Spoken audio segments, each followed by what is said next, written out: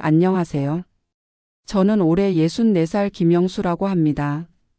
작년 이맘때 중소기업에서 정년퇴직을 했고 지금은 아내와 함께 전남 순천에서 조용히 살고 있습니다. 사실 오늘 이렇게 사연을 보내게 된 이유가 있어요. 얼마 전에 세무서에서 연락이 왔거든요. 처음에는 무슨 일인가 싶었는데 알고 보니 제가 주소지를 옮긴 것과 관련된 문제였어요.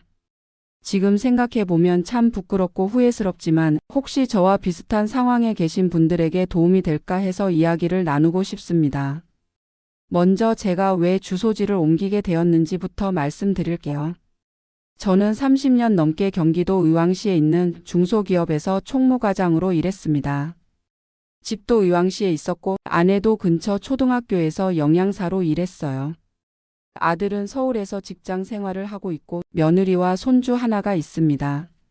문제는 제가 50대 후반부터 몸이 안 좋아지기 시작했다는 거예요. 처음에는 혈압이 높다고 해서 약을 먹기 시작했는데 60 넘어서부터는 당뇨까지 생겼어요. 거기다 무릎 관절염까지 와서 걷는 것도 힘들어졌습니다. 병원을 다니는 게 일상이 되었어요. 한 달에 2번은 내과에 가고 정형외과도 가야 하고 안과 검진도 받아야 하고 약값만 해도 한 달에 10만 원은 나갔습니다. 직장에 다닐 때는 그래도 월급이 나와서 버틸만 했는데 퇴직하고 나니까 상황이 완전히 달라졌어요. 국민연금이 월 90만 원 정도 나오고 퇴직금은 1억 3천만 원 받았는데 그 돈으로 전세 보증금을 올려주고 나니까 별로 남은 게 없더라고요. 그런데 더 큰 문제는 건강보험료였어요. 직장에 다닐 때는 회사에서 절반을 부담해줬는데 지역가입자가 되니까 혼자서 다 내야 하는 거예요. 게다가 의왕시 집값이 많이 올라서 재산세 과세 표준이 높아졌더라고요. 건강보험료가 한 달에 18만 원이 나왔어요. 국민연금 90만 원에서 건강보험료 18만 원 내고 그 외에 관리비니 공과금이니 하면 실제로 생활에 쓸 돈이 많지 않았습니다. 그때 아내가 말했어요. 여보, 우리 시골로 내려가서 살면 어떨까요? 집값도 싸고 공기도 좋고. 처음에는 별 생각이 없었는데 아내가 인터넷으로 이것저것 찾아보더니 이런 얘기를 하는 거예요. 지역마다 건강보험료가 다르다는데 시골로 가면 보험료도 줄어든대요. 정말 그런가 싶어서 건강보험공단 홈페이지에 들어가 봤어요. 보험료 모의 계산을 해보니까 정말 차이가 나더라고요. 의왕시에서는 월 18만 원이었는데 전남 순천시로 주소지를 옮기면 월 12만 원 정도로 줄어들었어요. 한 달에 6만 원씩이면 1년에 72만 원이니까 적지 않은 돈이잖아요. 그때 아내 고향이 순천이라는 것도 생각났어요.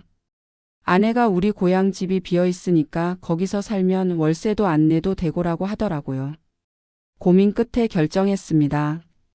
의왕시 집은 아들에게 물려주고 우리는 순천으로 내려가서 살기로 했어요. 이사 준비를 하면서 주민등록 이전도 했습니다. 순천시청에 가서 전입신고를 하니까 금방 끝나더라고요. 직원분이 건강보험이나 다른 것들도 자동으로 변경됩니다 라고 했어요. 정말 건강보험료가 줄어들었어요. 의왕시에서 18만 원 내던 게 순천에서는 12만 원으로 줄었습니다. 한 달에 6만 원씩 아끼니까 마음이 한결 가벼워졌어요. 순천 생활도 나쁘지 않았습니다. 공기도 좋고 물가도 싸고 특히 의료비가 많이 절약되었어요. 순천 의료원이 집에서 가까워서 걸어서 갈 수 있고 진료비도 서울보다 저렴했습니다. 아내도 고향이라 그런지 좋아했어요. 옛날 친구들도 만나고 텃밭도 가꾸면서 재미있게 지냈습니다. 그렇게 8개월 정도 지났을 때였어요. 어느 날 갑자기 세무서에서 전화가 왔습니다. 안녕하세요. 순천 세무서 개인과세과입니다. 김영수 씨 맞으시죠? 갑자기 세무서에서 연락이 오니까 깜짝 놀랐어요. 네, 맞습니다. 무슨 일이시죠? 주소지 변경과 관련해서 확인할 것이 있어서 연락드렸습니다.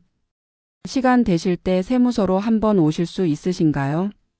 무슨 문제라도 있나요? 전화로는 설명이 어렵고 직접 뵙고 말씀드리는 게 좋겠습니다. 내일 오전에 시간 되시나요? 그 순간 머릿속이 하얘졌어요. 혹시 제가 뭔가 잘못한 게 있나 싶었거든요. 그날 밤 잠을 못 잤습니다. 아내도 걱정이 많았어요. 여보, 우리가 뭔가 잘못했나요? 글쎄요. 그냥 주소지만 옮긴 건데. 다음 날 아침 일찍 순천 세무서로 갔습니다. 개인과세과 담당자분이 저를 맞아 주셨어요. 김영수 씨, 안녕하세요. 앉으세요. 무슨 일인지 궁금합니다. 담당자분이 컴퓨터 화면을 보면서 말씀하시더라고요. 작년 5월에 의왕시에서 순천시로 주소지를 이전하셨네요. 네, 맞습니다. 그런데 실제로는 의왕시에 계속 거주하고 계시는 것 같은데요. 그 말을 듣는 순간 식은땀이 났어요. 아니요, 저는 정말 순천에 살고 있습니다. 그런데 신용카드 사용 내역을 보니까 의왕시 쪽에서 많이 사용하셨네요. 그리고 휴대전화 기지국 정보도 의왕시 쪽이 많고요. 저는 당황했어요. 사실 순천으로 이사는 했지만 아들 집에 자주 가기도 했고 의왕시에 볼 일이 있으면 올라가기도 했거든요. 저는 정말 순천에 살고 있습니다. 다만 아들이 의왕시에 있어서 가끔 올라가기는 해요. 가끔이 아니라 한 달의 절반 이상은 의왕시에 계시는 것 같은데요. 이런 경우를 위장전입이라고 합니다. 위장전입이라는 말을 듣는 순간 머리가 띵했어요. 저는 그냥 고향으로 내려간 건데 위장전입이라니. 저는 위장전입할 생각이 전혀 없었습니다. 정말 순천에서 살고 있어요. 물론 의도적이지 않을 수도 있습니다. 하지만 실제 거주지와 주민등록지가 다르면 문제가 될 수 있어요. 담당자분이 자세히 설명해 주셨어요. 건강보험료를 절약하기 위해 주소지만 옮기고 실제로는 다른 곳에 사는 경우가 많다고 하더라고요. 특히 은퇴하신 분들 중에 이런 경우가 종종 있다고 했습니다. 그럼 어떻게 해야 하나요? 일단 실제 거주지가 어디인지 명확히 해야 합니다. 만약 의왕시에서 더 많은 시간을 보내신다면 주소지를 다시 의왕시로 옮기셔야 해요. 건강보험료 때문에 순천으로 옮긴 건데 그 부분은 이해합니다. 하지만 주소지와 실제 거주지가 다르면 나중에 더 큰 문제가 될 수 있어요. 세금 문제도 그렇고 다른 행정적인 문제도 생길 수 있습니다. 저는 그제서야 제가 얼마나 무지했는지 깨달았어요. 그냥 건강보험료만 생각했지 다른 것들은 전혀 고려하지 않았던 거예요. 그럼 지금까지 낸 건강보험료는 어떻게 되나요? 이미 낸 보험료에 대해서는 별도 문제는 없습니다. 다만 앞으로는 실제 거주지에 맞게 주소지를 정하셔야 해요. 집에 돌아와서 아내와 상의했습니다. 아내도 많이 당황했어요. 여보, 우리가 나쁜 일을 한 건 아니잖아요. 그렇긴 한데 세무서에서 말하는 걸 들어보니까 우리가 생각이 짧았던 것 같아요. 사실 저희는 정말 순천에서 살았어요. 하지만 아들 집에 자주 가다 보니까 의왕시에서 보내는 시간이 많았던 거죠. 손주가 어리다 보니 며느리를 도와주려고 자주 올라갔거든요. 며칠 고민한 끝에 결정했습니다. 주소지를 다시 의왕시로 옮기기로 했어요. 순천시청에 가서 전출신고를 하고 의왕시청에 가서 전입신고를 다시 했습니다. 직원분이 이사를 자주 하시네요 라고 하시더라고요. 부끄러워서 얼굴이 빨개졌어요. 건강보험료는 다시 원래대로 올라갔습니다. 월 12만 원에서 18만 원으로 다시 늘어났어요. 한 달에 6만 원씩 더 내야 하니까 부담이 되긴 했지만 떳떳하지 못한 일을 하는 것보다는 낫다고 생각했습니다. 세무서에서 다시 연락이 왔어요. 주소지 변경 확인했습니다. 앞으로는 이런 일이 없도록 주의하세요. 네, 죄송합니다. 앞으로 조심하겠습니다. 이 일을 겪고 나서 많은 것을 깨달았어요. 첫째, 무엇보다 무지가 무서웠습니다. 저는 그냥 건강보험료를 아끼려고 주소지를 옮긴 건데 그것이 위장 전입이 될 수 있다는 걸 전혀 몰랐어요. 인터넷에서 건강보험료 절약 방법이라고 검색하면 주소지 이전에 대한 내용이 많이 나와요. 하지만 그런 글들은 법적인 문제에 대해서는 자세히 설명하지 않더라고요. 둘째, 요즘 세상은 모든 게 다 기록에 남는다는 걸 알았습니다. 신용카드 사용 내역, 휴대전화 위치 정보, 심지어 교통카드 사용까지. 제가 어디서 시간을 보내는지 다 알 수 있는 거더라고요.